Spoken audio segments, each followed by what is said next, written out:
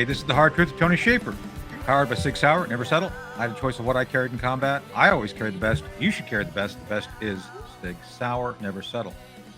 We are on the America Out Loud Talk Radio Network and the America Out Loud Podcast Network. Check us out. Check them out. But check out on our website, projectsentinel.com, and on X, which is a great platform I'll be talking about in a second, at PRJ_Sentinel, SENTIN. Check out everything. Also, we are sponsored by Swiss America. Call and get a copy of their free brochure, Secret War on Cash. Man, oh man, there's going to be a lot of secret wars. One of them is going to be on cash. Check out their newsletter, 800-289-2646. Tell them Tony Shaffer sent you. And hear the past shows on the hardtruthofTony.com. Also, a quick shout out to our friend Cherie Curry. Cherie did her concert a week ago on Friday at Whiskey A Go-Go. What a great show it was. John Ford Coley, her son Jake. Wow. And she does our bumper and theme music, Rock and Roll Oblivion. It was played live and it was spectacular. Without further ado, we're going to bring in the crew because we're not doing a regular show. We're doing a roundtable today. And so it's going to be kind of all the teams here.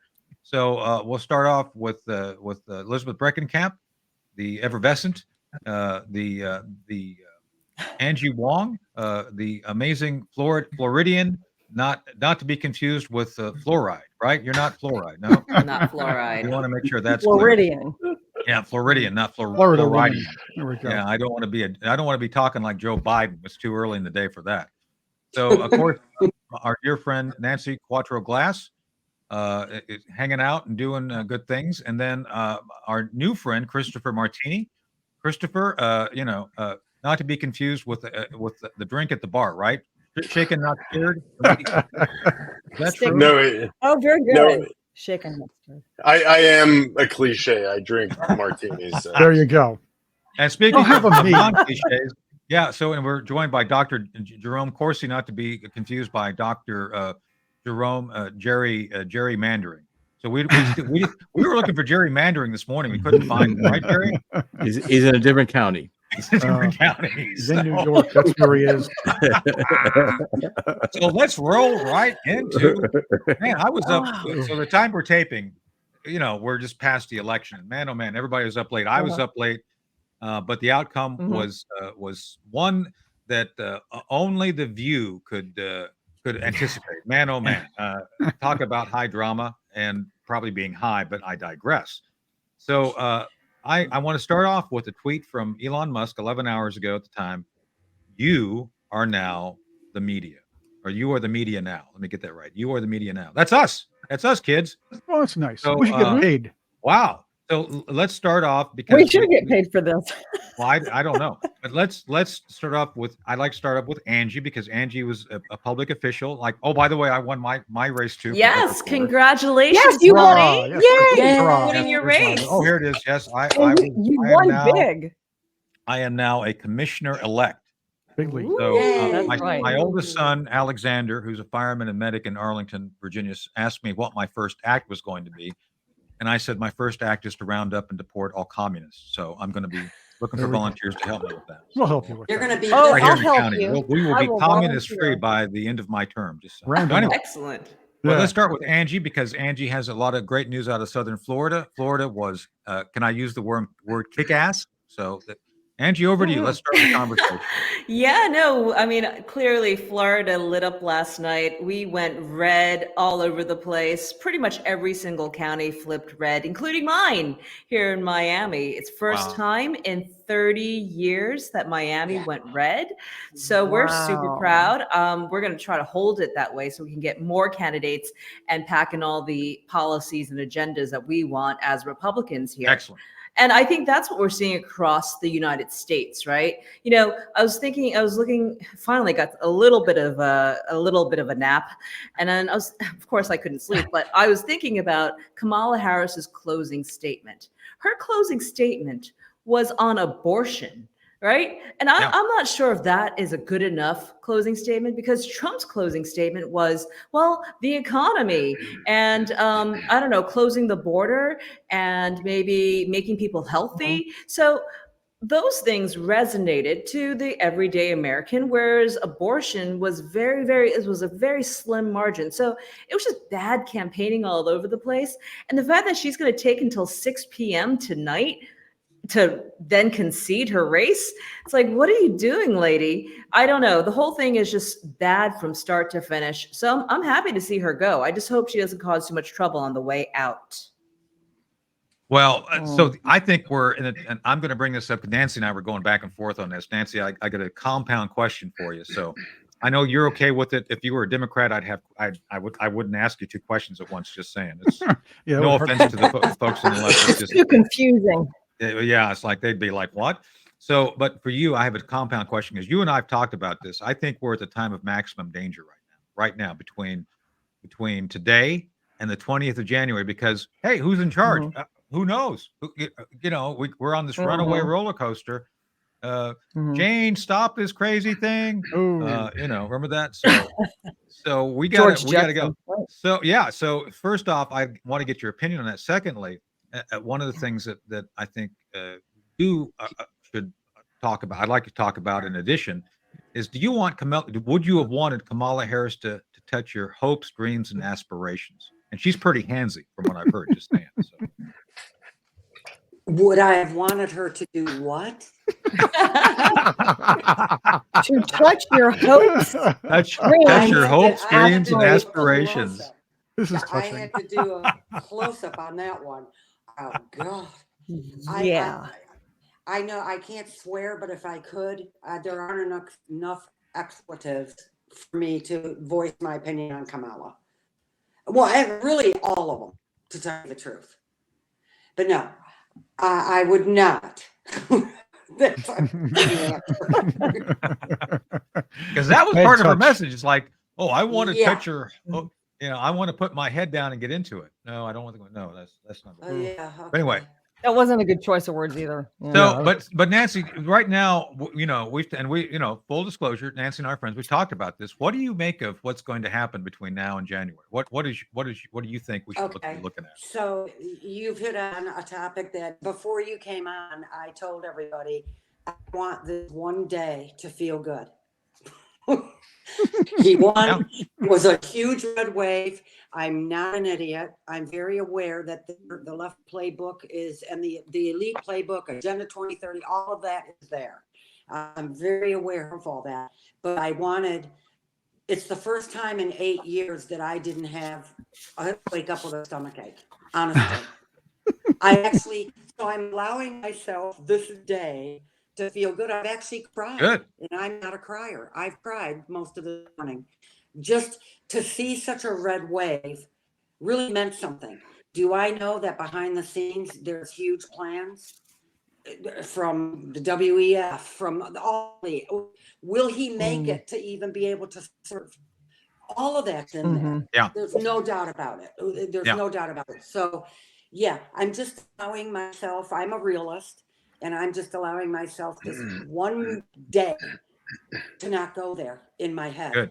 Well, good. I'll be there Well, tomorrow. speaking of going there then, but you brought up a great point with World Economic Forum, Dr. Corsi.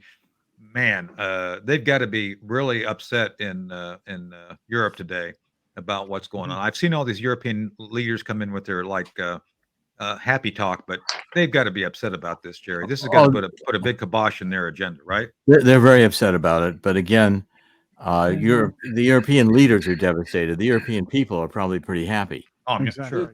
Yeah, I mean, they're tired of high energy prices and everything else. But again, I want to go to the theme of what's going to happen between now and January 20th. And the major issue, I think, I'm expecting the violence to start up again tomorrow, and to continue to start again in the streets, probably nationwide. Joy Behar said it today on The View that it's time to protest again. She actually said, Yeah, well, I think they'll be out in the streets and it'll get violent pretty quickly. The major hurdle here, and I think it's being, the deep state plan is Donald Trump is got to be. He should. The judge in New York who has the criminal trial will call him into New York for sentencing, and they can arrest him, and they can put him in prison, in the New York correctional system. Okay, and that will, of course, be a major affront to the entire country. But again, the idea is if Donald Trump is in prison, he's isolated and he's vulnerable. Jeffrey Epstein, and so therefore, the Democrats, I think, really want to eliminate the Electoral College. Yes, no doubt. And their idea is that if they can have Donald Trump in prison and start beating the drums that the Electoral College should not vote to make him president, given that he's a felon in prison, and try to get the Electoral College to deadlock. They can throw it into the House of Representatives. The House of Representatives can then, it will become a circus. I mean, the House of Representatives will not be able to resolve one thing one way or the other. And so then Donald Trump is kill Donald Trump in prison and eliminate the Electoral College, which is what they want to do because the Electoral College couldn't settle the election. Right. And then stage the, you're going to have to get 2/3 vote in the Congress in order to get rid of the Electoral College, because it would take a constitutional amendment.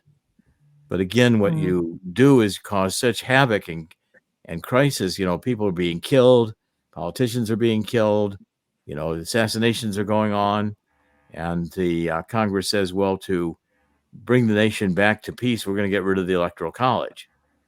Okay, so I mean, there's scenarios here where the Democrats can, if they decide to go into a deep state, absolute chaos, they can make the period of time between now and the election chaos.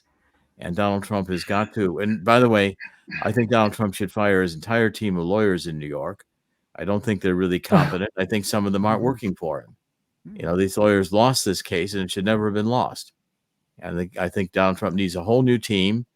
He's going to need top constitutional law experience in order to avoid these problems, because the vulnerability now is the criminal conviction and the potential to have him be called and arrested, brought to trial, and brought to court and sentenced to prison and taken away that day to prison. That's happening. Right, November 28th. That is happening. Yes, it's going to happen. It will be counterproductive, though, and here's why I believe that's the case. If they are successful in trying to remove Trump from office one way or another, that then brings in J.D. Vance as the president. J.D. Vance comes in, carries out what Trump carries out what Trump wants and carries out the policies properly. He becomes the incumbent in 2028 and wins the election. That would be counterproductive for the Democrats to not have Trump stay in, because Trump can only run for one more term. Well, the idea would be if Trump could survive that long, but J.D. Vance could be president, and then he could pardon Trump. I mean, that's another solution to it. But the problem is, you can't pardon a state case. This is a Manhattan case, right? That's right. It's a Manhattan case, so it can't be pardoned. So this is going to have to require a solution here in order to. It's going to require top constitutional lawyers in order to craft a solution to take it to the Supreme Court. This is going to have to go to the Supreme Court to be resolved. And again, I don't see any way around avoiding the issue right now, because these judges are politically motivated and they're going to do everything they can to try to ruin Donald Trump and not put him in office, even if it tears the country apart. Well, that's where I think I do want to continue to discuss that. And I do want to touch on the media's role in this, because Jerry, what you're saying is going to be something that people have to react to. And at this point, because the left has noticed that their narrative system, the machine that generates the narrative, didn't work. And that goes back to my quote, the quote I read from Elon Musk. So Christopher, as a guy in the media who makes, media, films and stuff, what do you make of how wrong the media was in making calls and predictions and forecasts? Because that's going to be important when it comes to what Jerry's saying, if we have to organize against what they're going to try. So what do you make of? Do you think the media is going to take any responsibility for getting it so wrong? No, I mean, you know, it's a little different because I'm a filmmaker, but I feel like, you know, the media is just going to keep spinning it. They're gonna keep, you know, keeping the lie going. And I mean, it's beautiful that, you know, podcasters, Joe Rogan, everybody, you know, what we're doing here is going to take that control back. And I think, like, I mean, just with my film, just to have, you know, 51 million views on this positive film, Yeah, I saw that. about Donald Trump right before the election. I mean, I have people sending me messages saying, you know, you helped get him elected, you helped save this country, Mm-hmm. and you know, and again, it was a positive movie about him. I think we have to, you know, you guys are speaking on a lot of stuff that I don't have the expertise, but I can say that you know, just being in the media and the arts, that, you know, the cultural battle is just as important as anything else that's going on. And you know, I think you're going to see a lot of people in film and media and the arts coming out of the woodworks. You know, he won the popular vote, and you know, and I know a lot of people in the film industry that are looking at what I did and just saying, hey man, you had you know, sorry, it's a little, you had balls to, you know, to go out and you know, support Trump, you know, because we are living in a very communist socialist society when you can work on a film and not be able to you know, even mention the man you're going to vote for, but then they can. So I think that, you know, if we as, you know, if we can focus not only on politics but also on our culture at the same time, then we can fire up all these conservatives that are in hiding in media and the arts. And if we all start speaking out, then we can take back our culture, and we can rewrite the narrative that is clearly, you know, working against Donald Trump, against our country. So I think I'm feeling very hopeful that things are going to change. Because so for those. For those watching, I actually am wearing my spoiler alert Hillary wins T-shirt from 2016. So because that was another instance where they, can you see it? Spoiler alert, Hillary wins. By the way, cut to the chase, she didn't win, but it's okay. But my point being is that this is a 2016 artifact that I saw after the fact. It's like, oh, I want to get that. That's great.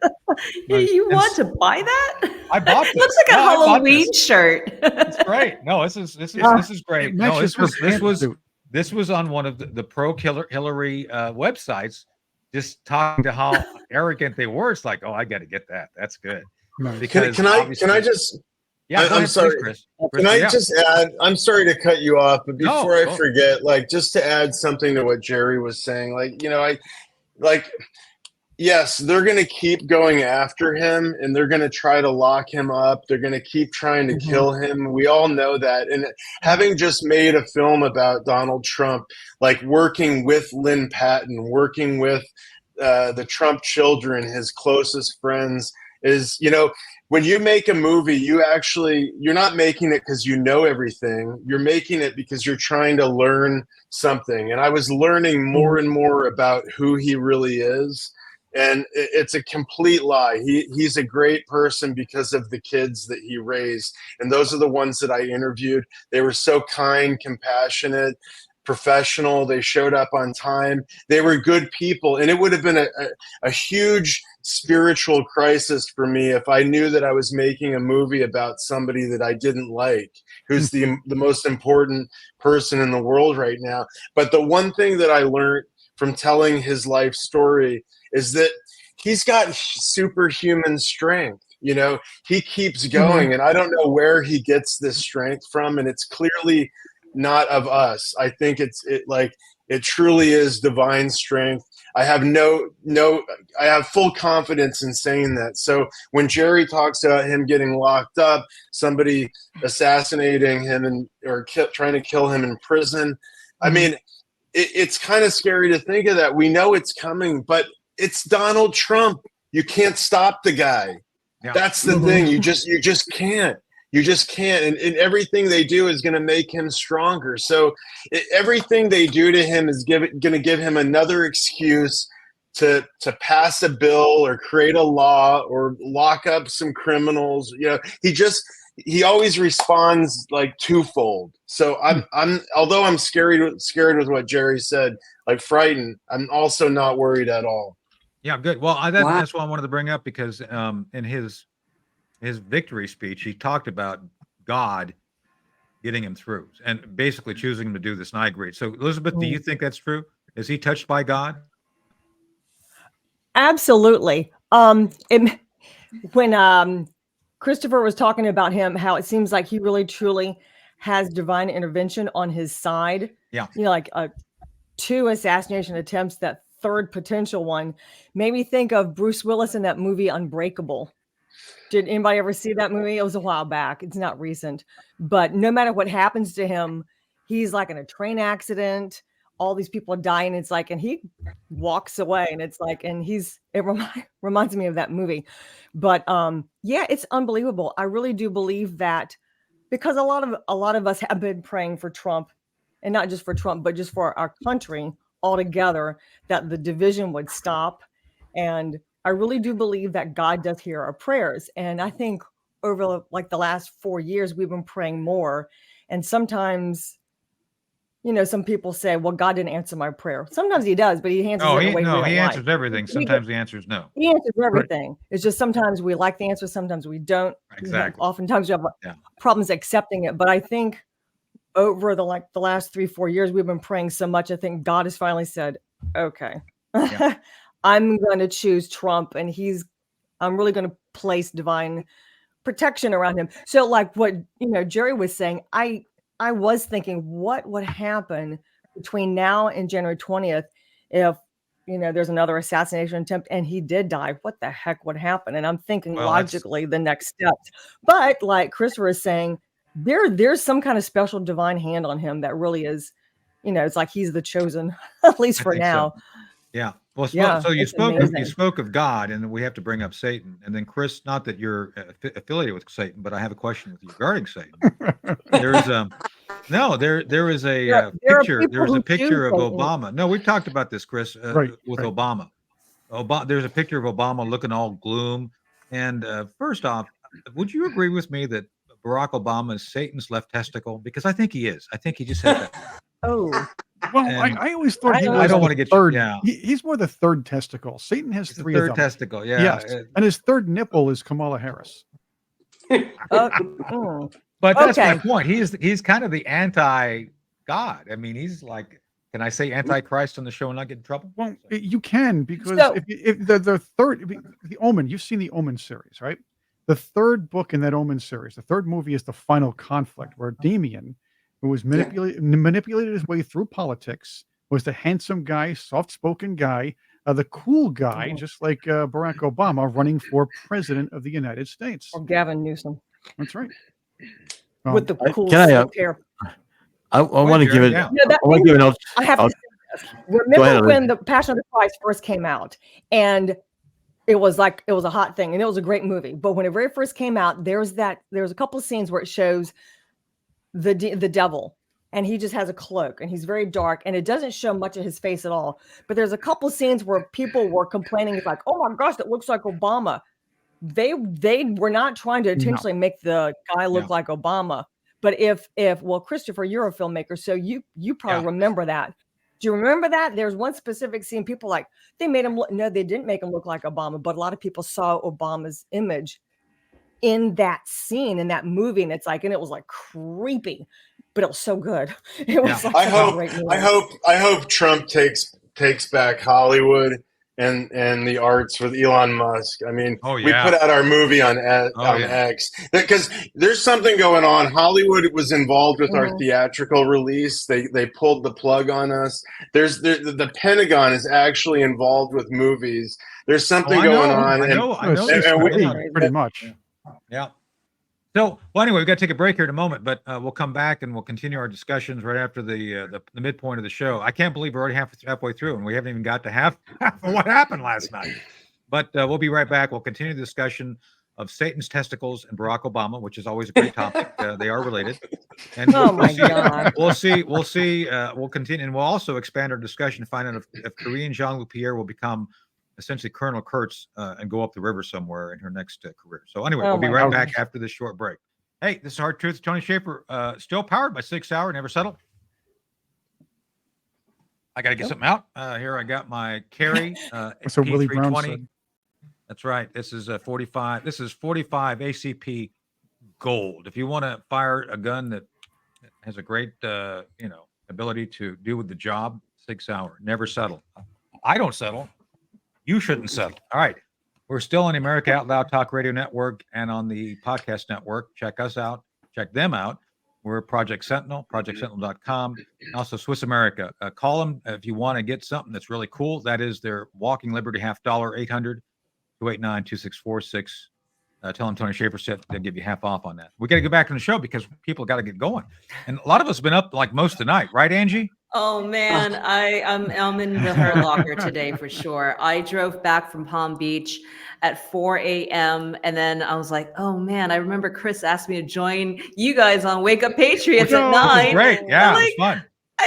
And the dumbest part is I gave up coffee this week. So I don't know why I did that.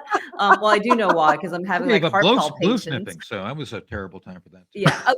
But okay, you haven't asked a question yet, but I think that Christopher might know this, but didn't Elon Musk put on a tweet that says we are the media because he just went on TV, like he just put X on television, right? You can now get it on your streaming and whatnot. So he needs content. He's saying this as a marketing tool, not necessarily because we're so great and we're media, right? What's the line of contact for him? He said he like put this movie over the top. Like the theaters were totally messing with us. When he put it on X, everyone got to see it before the election because they did not want anyone to see this movie. And I could give you a million things that happened. Yeah. No, I used to be in the movie industry, and I will tell you, like box office sales already, it's just nowhere. They did the same thing to Reagan. So I was promoting the film Reagan, and we couldn't even buy Facebook ads. That's how crazy media has gotten.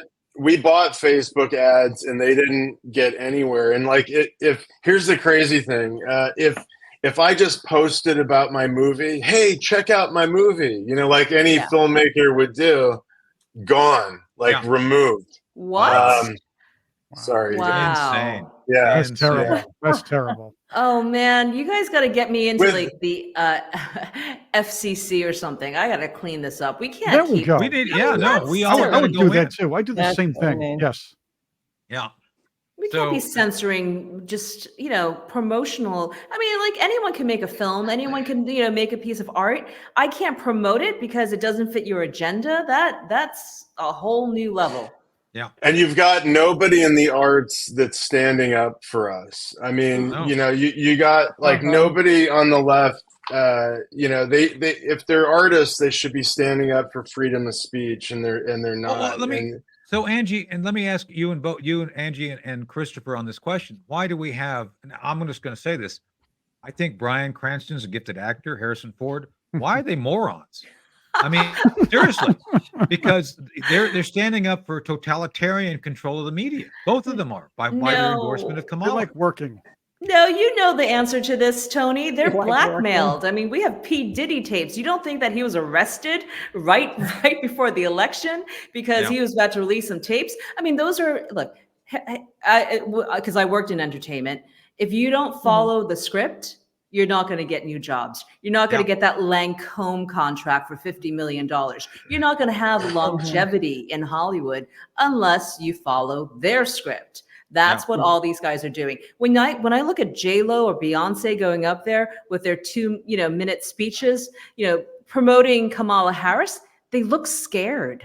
They look like they're like there's a gun behind their head, right? Yeah. They're not doing it because they love Kamala Harris. They're doing it because they realize like their careers are over, their lives are over, everything that they've built would be over if they don't follow the script. Speaking of media, so have you seen the series Ray Donovan? Yes. So that to me reflects accurately the deep and dark underbelly of that town. Ooh, yeah. We see it. I mean, we see it in the music industry, politics as well. We see it too. If I don't follow the script, and I never follow the script, I always get in trouble because I don't follow the script. And then it's like, oops, then you get a smear, you get this, you get, like all sorts of, you get, like AI sex tapes coming out, So, well, I think that the Tim Walsh and Doug Emhoff sex tape is great. I mean, I'm not going to watch it. But I think it's great that people have that option. Just saying. Dudes for Kamala. Dudes for Kamala. Doodads for Kamala. Yeah. So. That's right. Dudes for Kamala. I know Angie's got to go, but let me get this one last question before you go, Angie. So, what do you make of Kamala Mala Ding Dong not making a statement until this evening? At the time we're taping this, she's not talking for like it's taken her a long time. It's like, is she collecting her thoughts? Is she having a hard time? I mean, I don't. Well, she's probably crying. It's hard to collect something you don't have, but I'm asking. Well, she wanted to do a recount, continue the recount, and she tried to persuade them to do it. She was on that theme last night immediately, and they refused to do it. And I think largely what we revealed with the algorithms and showing people how you did a great job. Yeah, Jerry. That they blocked it. But I want to give you a second scenario as to what could happen here, and that is please go ahead. And Angie, thanks for being here. If you got to jump off, thank you, Angie. Appreciate you being here today. The Bezmenov, who was a KGB officer, defected to the United States and did a series in the 80s of lectures and interviews about how a KGB takeover America was going to happen. And what he outlined was that it would be happening through a series of crises, which then would involve government intervention so that government gained control. People would surrender freedoms. I mean, it's a fairly common story. But the point I want to make is that he emphasized that every now and then there would be a period of normalcy. In other words, when they pushed too hard, they kept going, they were going to lose everything in the revolution. So one of the possibilities coming out of this, I think it's being debated right now, is that they could just say, look, we got 4 years of Trump. He can't run again. And they wanted to run Michelle Obama. It was Obama's choice, not Kamala. But again, I think Biden and Hillary Clinton insisted it had to be Kamala. They didn't want Michelle running. I don't know why. Yeah. Well, it's still bad blood between Obama and Hillary and Obama and Biden. I mean, the three of them don't really get along. And well, did you notice, Jerry, yesterday? So the idea would be then get through 4 years, resist Trump, and then run Michelle as the candidate with a brand new packaged campaign in 2028. You've got a package, by the way. Well, that's another issue. That's another issue. I didn't say that. So, Jerry, but did you notice that Jill Biden actually wore Trump red? I saw that. Well, again, they were undercutting Kamala all along. I mean, Joe Biden saying the Trump supporters are garbage. That was clearly calculated. He knew what he was doing. That was calculated to, really get the Trump supporters excited to vote. Yeah. I mean, the end game, as political scientists, the end game of any election is turnout. Yeah. And so Biden was stimulating, turnout for Trump by that insult to the Trump voters.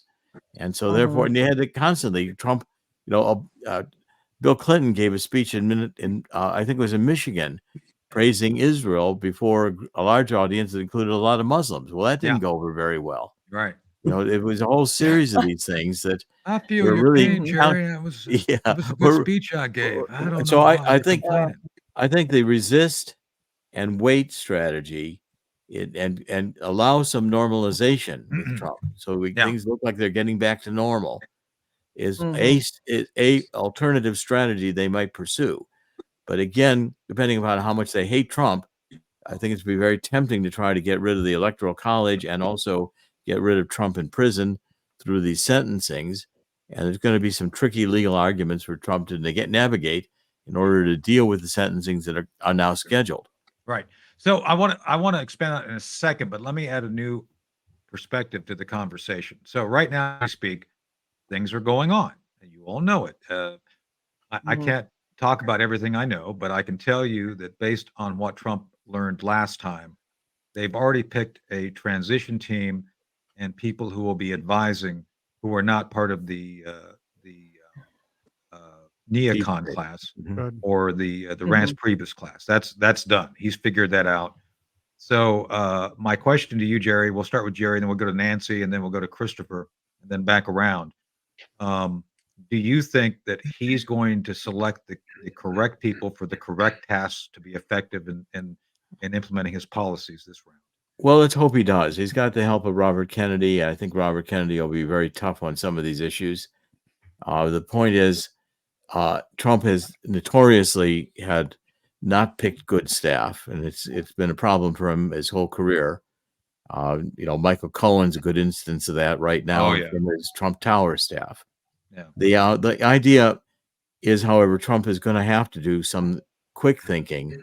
He's going to have to fire his team in New York, get new lawyers altogether. I'd fire the whole bunch of them tomorrow and get new ones who would be more loyal to him, and then get some top legal constitutional talent to, like, Jonathan Turley would be probably one of my Turley's perfect. choices. I love Jonathan. Yeah, that's a good point. guy. Yeah. I've worked with him on some stuff. We actually did a thing, Jerry, you'd appreciate it. We did a thing on waterboarding where my friend Bruce Fine, you probably know Bruce. Bruce and I debated the issues of waterboarding. By the way, I was against waterboarding, just for the record. Jonathan was our guy representing our interest. We did it with at the Carnegie Institute in DC with Ralph Nader. Ralph Nader sponsored it. So yeah, see, I talked to both sides. I talked to lefties and righties, right? So anyway, but we actually, and Jonathan represented our interest, and Jonathan was spectacular. But I digress. So, but Jerry, you're saying that basically he's got to lawyer up. So he's got to lawyer up. Right? He got to lawyer up fast with good lawyers who are loyal to him. The same issue is with the staff. He's got to have, and again, Jack Kennedy probably did this as effectively as anyone. He came in with his own team, and the team that had been loyal to him for years. And so therefore he knew who these people were and what they were capable of doing. And even then he had trouble because, McNamara would go off the range and wanted to think about going to Vietnam, and Dean Rusk had his own ideas about State Department policy. It's very tough as president to be able to. One of the first lessons you learn is when you give an order, it's not necessarily going to be folled, because the agencies might tell you, we don't do that. That's not in our. That's not in our charter. Yeah, that's right. And the other people, when you're supposed to be a chief of staff, be undermining you, and other people telling you what you want to hear. Yeah. And I think the first thing you got to do in Washington is think everybody's lying to you and try to figure out why. Well, I texted one of the seniors today. I won't say who for obvious reasons, but I said, you've got to get a core of people in who are loyal, right, and effective. Not just loyal, because I would argue Trump had loyal folks, but let's face it, certain members of his team. I won't mention Seb Gorka, but he didn't understand the mechanisms of government. He didn't understand it. It's like, yes, he had good ideas. He was enthusiastic, but he didn't understand how the federal government worked. And I think that it was horrible.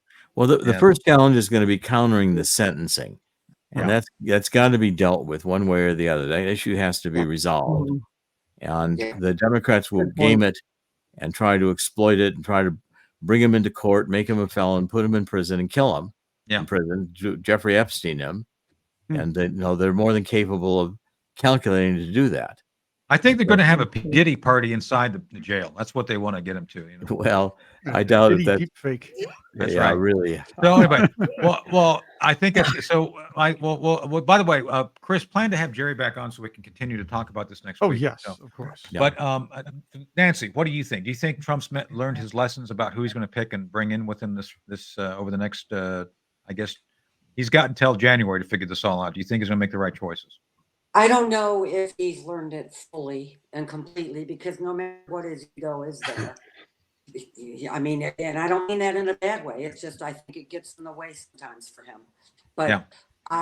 what I really agree with Dr. Corsi on, and having the right people for the attorneys, huge. I think it's huge, and I think now that he won, it might be easier for him to get, because I think some attorneys are corrupt and can be bought and all that good stuff.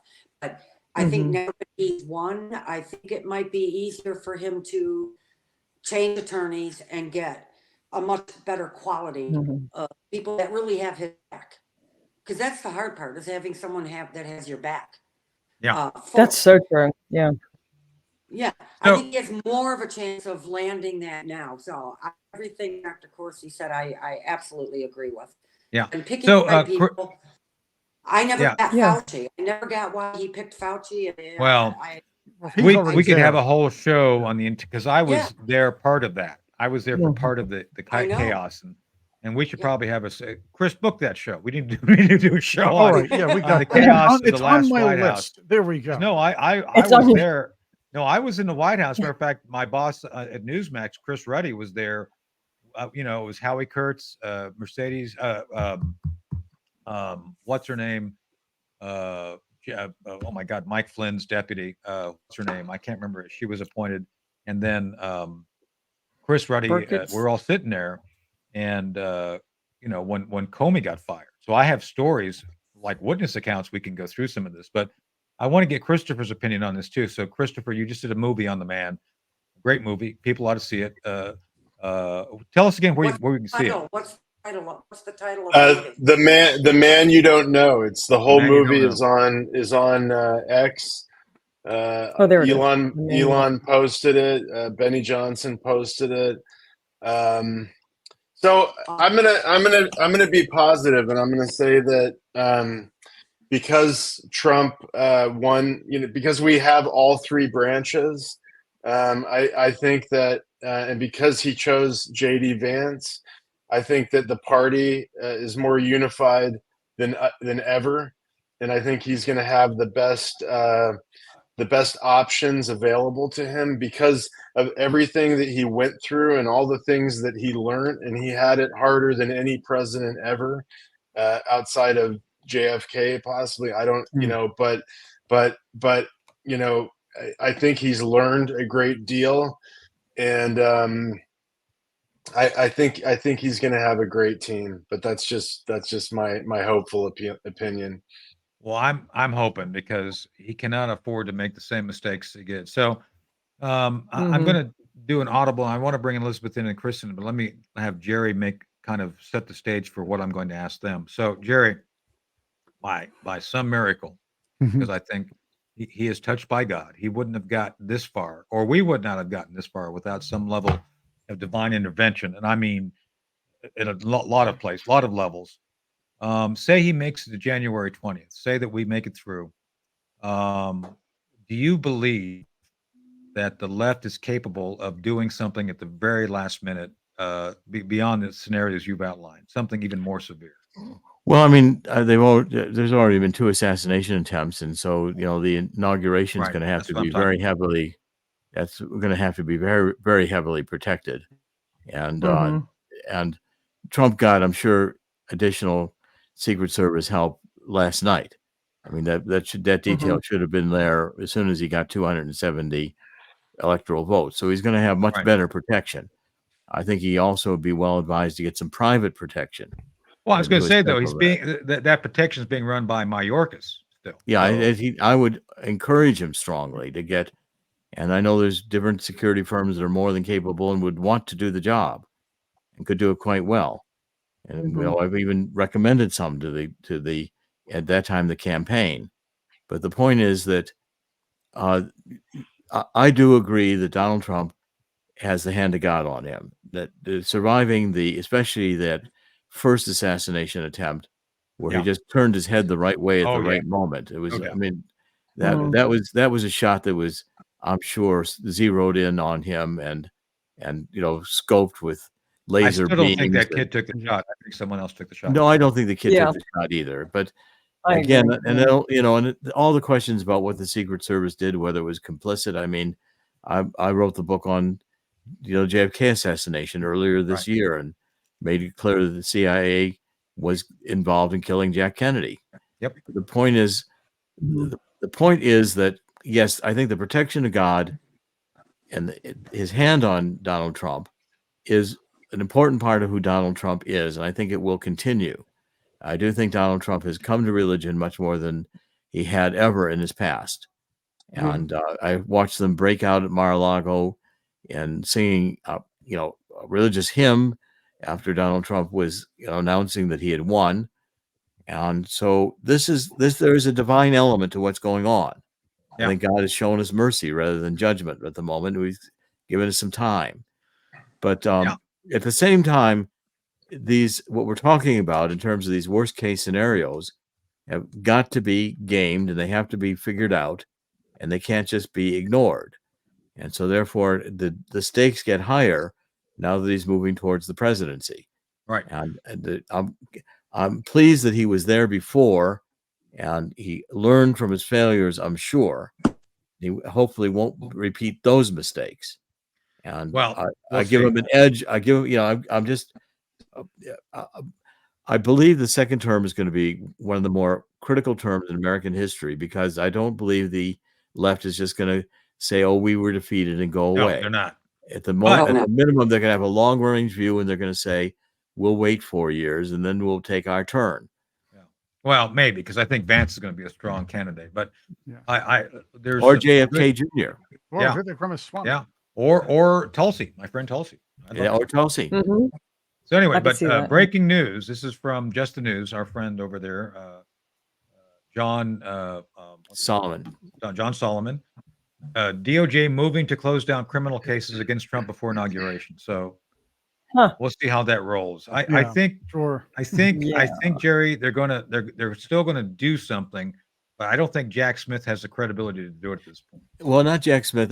I'm more concerned about the New York judge, because he's not part of the federal system. He can't be controlled. Exactly. And the whole trial and the whole prosecution was deeply partisan and deeply biased. And I mean, Trump, if Trump could get sentenced and immediately appeal and be out on appeal, there's got to be a strategy that his lawyers are going to come up with. And he desperately needs top legal advice on this issue right away. Yeah. So anyway, we're gonna start shutting it down because we got 5 minutes. So let me go to Elizabeth. Elizabeth, what do you think? What do you think Kamala Mala Ding Dong is going to say tonight when she does her concession speech? Oh, I was focusing more on the judge in New York. Well, you can focus. I'm sure you can. Yeah, I mean, I think so. I try to put myself in the mind of Kamala.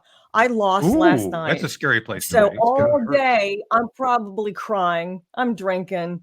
I'm probably getting drunk. Then I'm going to have some coffee later this afternoon to try to sober up.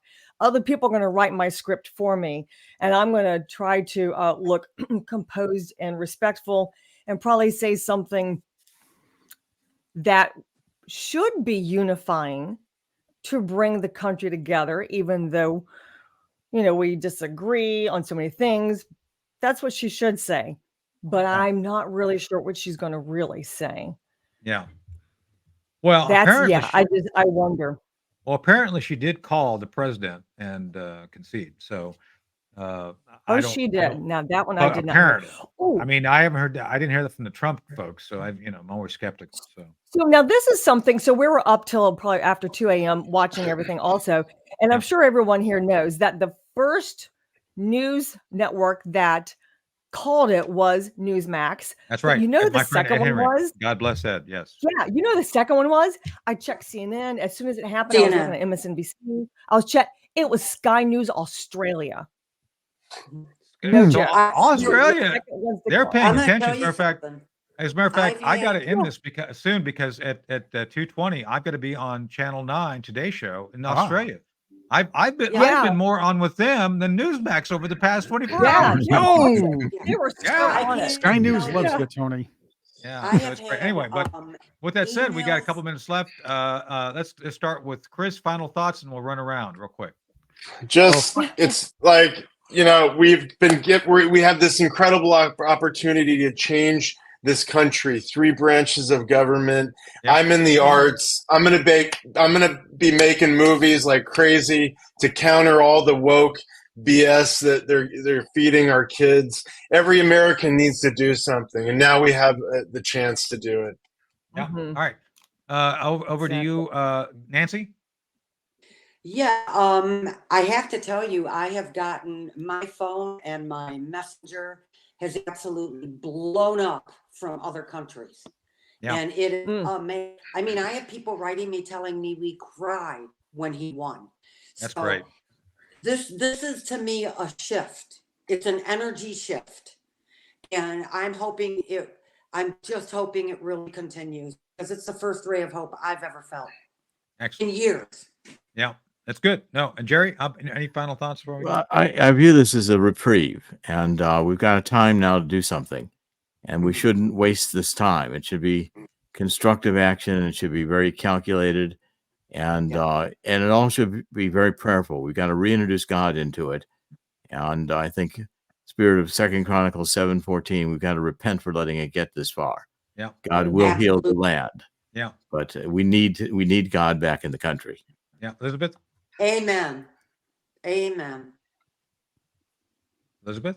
Yeah, Oh, That- okay. that's That's about it? the Okay. best thing you can That's say. good. All right. Amen. Yeah. Chris? Yeah, Chris I Bannon. agree. Chris. Well, We need to I repent. look, I can say we should be vigilant, be ready, watch out for the Democrats' long game for the next 4 to 8 years. That's what we have to worry about. Also, I am kind of enjoying the mainstream media and leftist Oh, meltdowns. It's glorious. It's glorious. Mm. Yeah, And so keep that's praying it. for We got to Trump jump and off his because we family. got to get back to watching I'm melting from the mainstream Yeah. media. And I can't get That's up. right. I'm looking forward to seeing Nancy Pelosi send out her flying monkeys one last time. But Oh. all right, Oh. this is another great episode of The Hard Truth, and we've had a great panel. Christopher, Nancy, Jerry, Elizabeth, and Chris. We love you all, and of course Angie, and of course shout out to Cherie Curry. Love you big. Thank you for the using your music. So until next time, we're Tony Shaffer signing up for the team on The Hard Truth. We'll see you again soon. Thank you, guys. Bye. Excellent. Thank you.